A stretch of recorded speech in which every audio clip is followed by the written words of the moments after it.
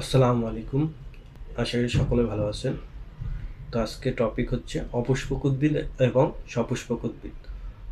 অপুষ্পক উদ্ভিদ বা ক্রিপ্টোগ্যামাস। যে সকল উদ্ভিদের ফুল, ফল ও বীজ হয় না তাদেরকে অপুষ্পক উদ্ভিদ বলা হয়।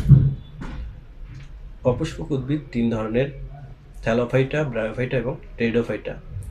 থ্যালোফাইটা হচ্ছে যে সকল অপুষ্পক উদ্ভিদকে মূল, কাণ্ড ও পাতায় বিভক্ত করা যায় না তাদেরকে থ্যালোফাইটা বলা হয়। উদাহরণস্বরূপ এককোষী শৈবাল, ছত্রাক এবং কিছু সায়ানোব্যাকটেরিয়া থ্যালোফাইটা বিভাগের উদ্ভিদ।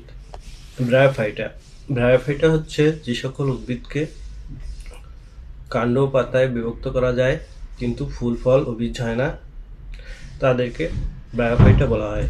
সকল ধরনের মস হচ্ছে ব্রায়োফাইটা বিভাগের উদ্ভিদ। টেরিডোফাইটা যে সকল অপুষ্পক উদ্ভিদকে মূল, কাণ্ড ও পাতায় বিভক্ত করা যায় তাদেরকে টেরিডোফাইটা উদ্ভিদ বলা হয়। সকল ধরনের ফার্ন জাতীয় উদ্ভিদ হচ্ছে টেরিডোফাইটা বিভাগের উদ্ভিদ। সপুষ্পক উদ্ভিদ যে সকল উদ্ভিদের ফুল, ফল ও বীজ হয় তাদেরকে সপুষ্পক উদ্ভিদ বলা হয়। এরা দুই ধরনের: আবৃতবীজী উদ্ভিদ এবং নগ্নবীজী উদ্ভিদ। যে সকল উদ্ভিদের বীজ আবৃত থাকে তাদেরকে আবৃতবীজী উদ্ভিদ বলা হয়। যে সকল উদ্ভিদের বীজ নগ্ন বা খোলা অবস্থায় থাকে তাদেরকে নগ্নবীজী উদ্ভিদ বলা হয়।